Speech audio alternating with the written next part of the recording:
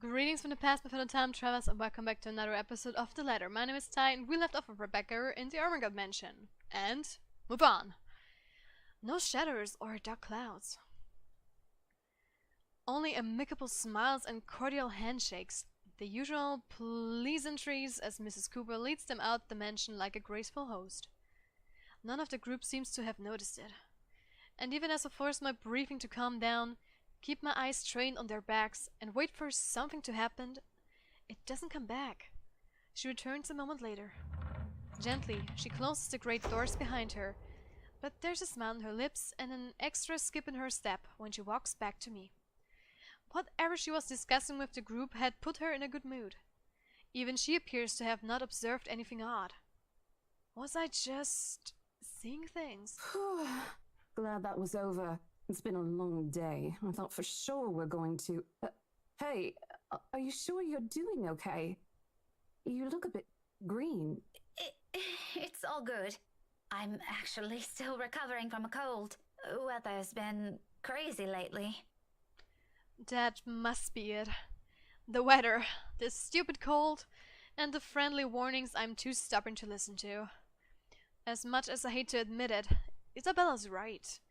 I was and still am a little feverish when she visited me at school this morning. The medicine helped, of course, but only some. Although it's not like I can function, it did get better after lunch, and I was able to go through my schedule like as usual. Now I'm not sure. However, I can't keep acting like I've seen some sort of apparition when it's anything but. I simply must have listened too many times to Isabella last week. My fever-muddled mind has started to confuse things. If this doesn't let up, I just need another visit to my doctor. Plain and simple. Though I do hope it won't get worse. We did promise to watch Zachary's film together. I know what you mean. I've been complaining to Isabel. It doesn't seem to affect her much, though. Must be because she grew up in the tropics. Anyway, shall we? She's probably hanging out with the rest of the catering staff. Oh, I wouldn't be surprised she's there.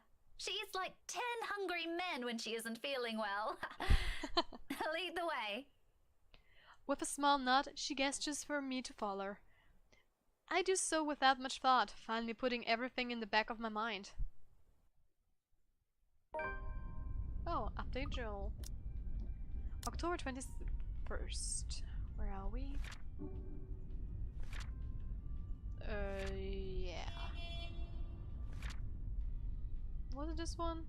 While waiting at the mansion, Rebecca overheard a brief conversation between the right couple, their interior designer, and estate agent Rose Cooper. It was discovered afterwards that Isabella had already left a few hours ago. Yeah, we know that. The entire visit took a whole 24 minutes, and my trip to the mansion, as it turns out, is a useless endeavor in itself. Isabella's no longer there, left shortly before I arrived. Or at least, that's what the few staff who saw her assumed. None of them knew where she went, but I can take a few guesses. There are only a number of places in Luxburn she frequents, and, well, she's never been the complex kind. It doesn't really take a genius to figure it out. Still, it's odd she left on her own. She could have at least waited for Mrs. Cooper. It would have saved her having to pay the cab's fare twice today. And right after she was told to stay put. I mean, who does that? Oh, sod off! You don't own the road! Wow. In the end, all Mrs. Cooper could give me were a string of apologies for my trouble and a request to let her know when I find Isabella. The whole affair didn't even last long. I probably spent more time traveling back and forth. Soon enough, I'm weaving my back to downtown Luxburn, worried sick and on top of that, maybe a little annoyed. Whether at the unexpected turn of events or at Isabella herself, I'd rather not think about for it now. Not when I'm already running late for Zachary's film.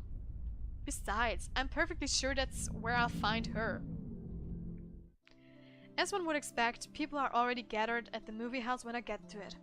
Small avenue where it's located has been closed off early from any passing traffic to make way for the avid moviegoers who are sure to crowd the venue. I have to park almost a street away and walk the remaining distance because of it.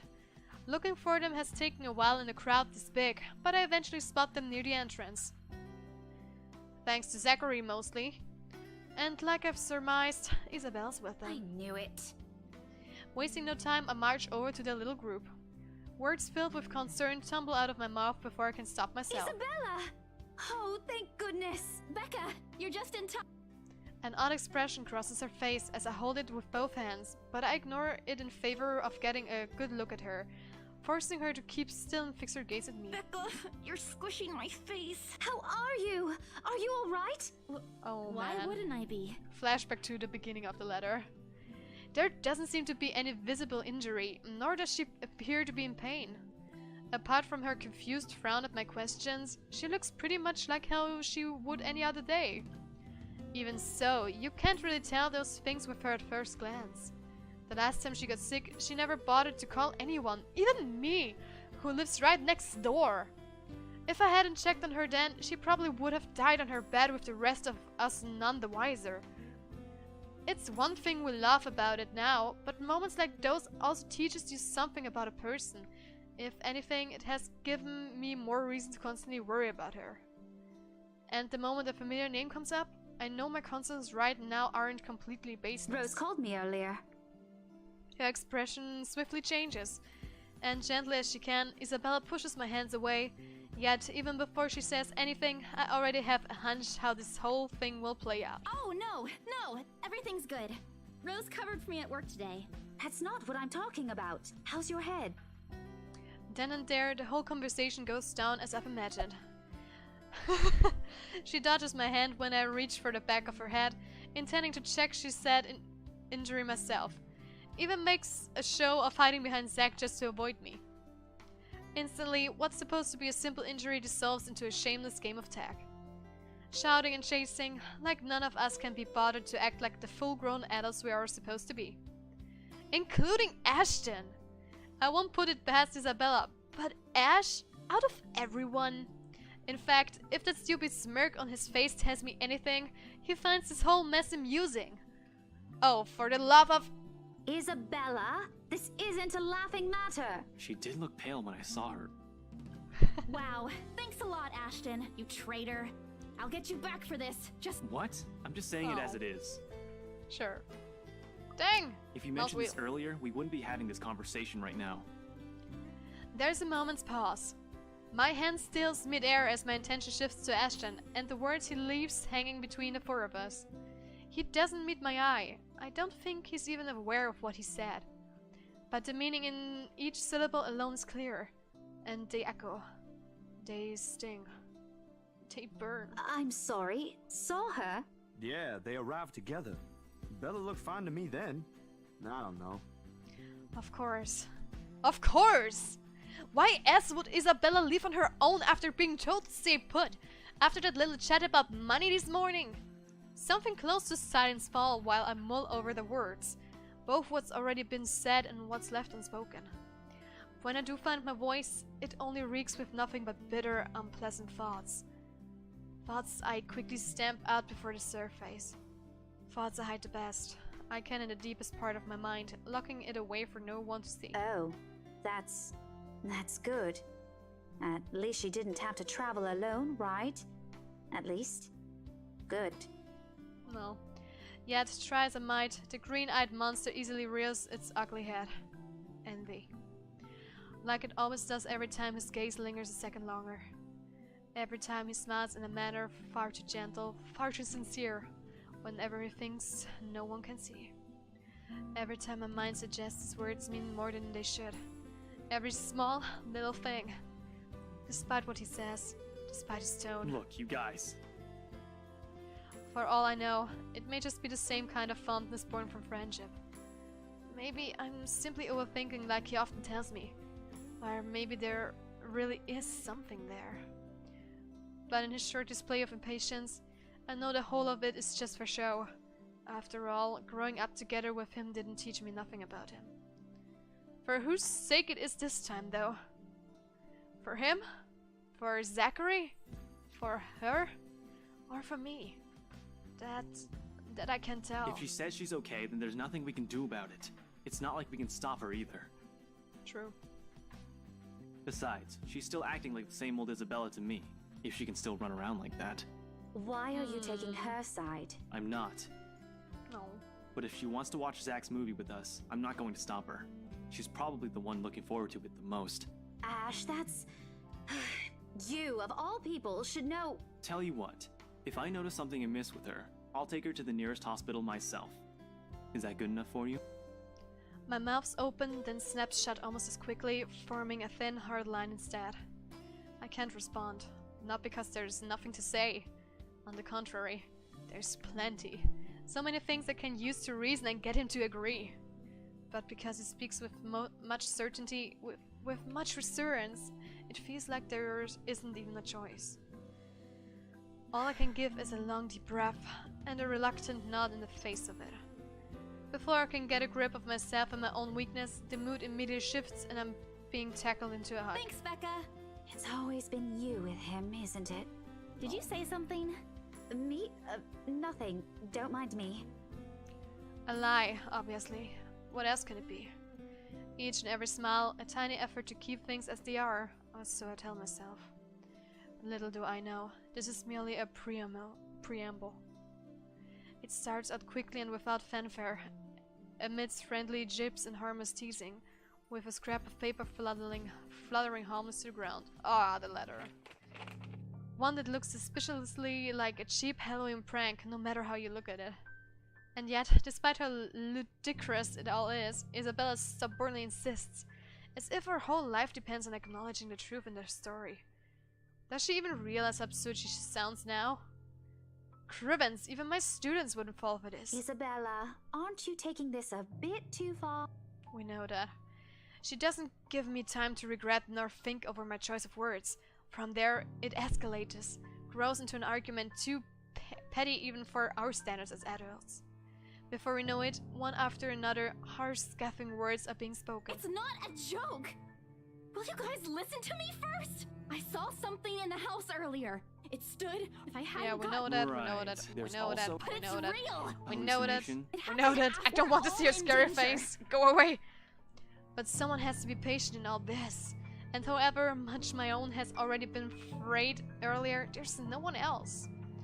Who else here can deal with someone selfishly acting like a child? Like every other time, it has to be me. We are, and you know that. When We Rose know called that. earlier, We know don't that bother. all. We know that all. We know what happened. Just like that, she cuts us off. Slams the door right on our faces while my own temper flares before I can stop it. Although it falters briefly at the hard expression on her, when she snatches the blasted paper from Ashton, I hold on to it. Regardless of how upset she appears, soured expressions and balled fists throwing a tantrum is simply unacceptable. For a grown woman at that, words form at the tip of my tongue, ready. But before I can open my mouth and let it all out, her feelings and mistakes be damned, Zachary raises a voice of his own. Guys! Thank God. A warning underneath the warm and hopeful beat in his voice. We all stop and look at him, and even my own anger subsides a little at his tone. Why don't we all calm down first? I'm sure Isabella. And hey, ain't this supposed to. Yeah. To an outsider, it may sound like a desperate request, but Zachary has always been the one to keep a level head over petty squabbles. This time's no different. He knows what to say, and when he lets it fall, they only ring sharp and true. We haven't seen each other for months. Please. Yeah. And as careful as he is with his own tone, it does make me feel ashamed. We're supposed to be here for him, to give what little support we can give. Yet, here he is, trying to keep 3 stubborn people from outright hashing it out in public. Later we can and will talk about it, of course. There is a proper time and place for it, and at the moment my anger and whatever reprimands it carries no longer matter. Beside me, Ashton appears to have already caught on. The lines of his shoulders ease to something much more relaxed. His expression back to its usual nonchalance. Isabella, however, she stands perfectly still, her hands clasping the straps of her bag like a lifeline, eyes strained at some point near her shoes. There is no anger in her face, only an undeniable hurt. But she's never been good at hiding what she thinks. Always the open book, always the one to wear her heart out in the open. And when she looks up, her answer is also as simple. If we keep arguing here, we're going to miss the first few minutes. Her lips are curled up in a smile. Though lacking both its usual brightness and glee, it's a smile nonetheless. I've seen it countless of times. It's the very same one she would show when she knows has no other choice, or simply when things get tough for her. But despite everything I already know about her, it still catches me off guard. In all honesty, I expected her to run, to balk at the first sign of losing this time. I won't even be surprised. At 26, she is the youngest among the rest of us. Less experienced, less accustomed to dealing with trivial quarrels like this. Yet... jeez. Yet here she is, holding herself and coping with it like how she would with matters concerning her family. Outside of that, to me, she has always been this childish, naive girl, and watching the opposite play out right now. Somehow I find it difficult to wrap my head around it. Alright, that's the. Oh, good. I thought for. Well, but I envy her. What was that for? Stop calling me a crybaby! I'm not one. Oh, don't cry. No. Stop it! I envy her spirit, her warmth, her cheer, the shine in her eyes when she looks at the world. However, seems to simply fall back to a pleasant, lively rhythm with her around. How easy and tightly she fits into our lives, even without bonds only long years could forge, like a lost piece of a puzzle despite her jagged edges. How she draws people to her with ease. How Ashton of all people can be drawn to her. Okay, scaredy cat then. That too. If you repeat that, I swear I'll... Let's just go. I make no effort keeping the bitterness from my tone. I let it seep, linger stiffly in the air, as I avert my gaze from them. From the playful banter, the friendly teasing remarks, and Ashton's tender, affectionate smiles, all before stabbing aches in my heart change into something too painful to bear. It's all in my head, is what I'd often tell myself. Yet, the way my heart rends at just the sight of them hurts. And like a coward, I walk away from all of it, taking with me a small hope the movie will distract me away from these thoughts. Because, like this, it's easy to find something to hate her. Dusk has already given way tonight when we leave the film fest. Unfortunately, it does nothing to improve my mood like I'm hoping. Neither does the muggy air that greets us upon stepping back into the noisy streets. Too busy. Too loud. Too many people taking what little space the sidewalk offers. It forces anyone to bump shoulders with those they barely know, let alone care about. On a normal evening, I probably wouldn't have minded the crowd nor the humid weather. It's not like any of them are bothering anyone. And yet, even with what's admittedly a pleasant company, I can't bring myself to lighten up. See you guys some other time. Yeah, see ya! Not even to return the smiles Ashton and Zachary gives us when we go our separate ways. Perhaps this started with Mrs. Cooper's call, or earlier than that.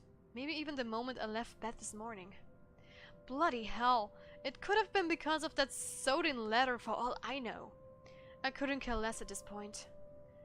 All I want is to get a warm bath and sleep, and wait for this dreadful day to end.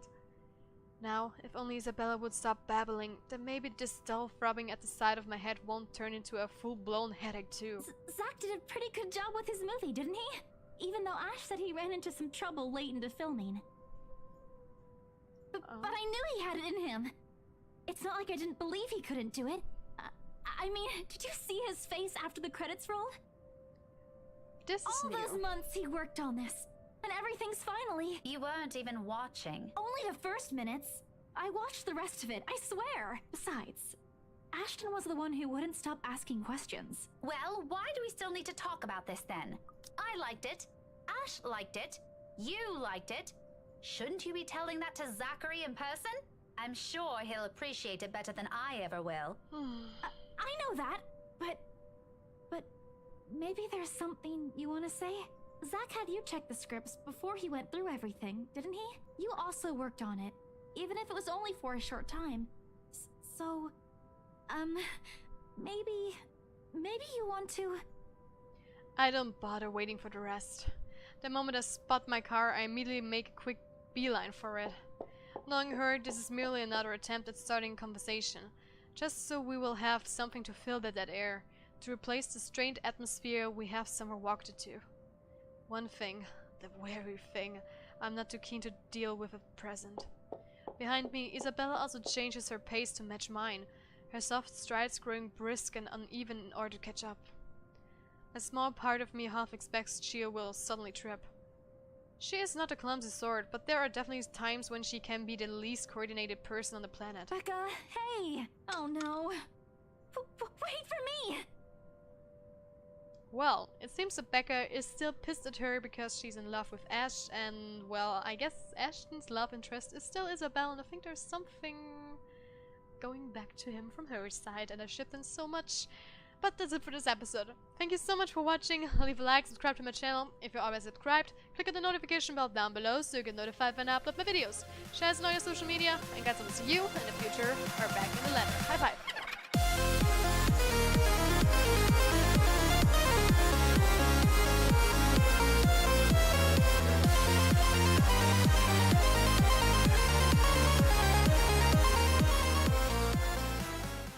Please don't get in a fight.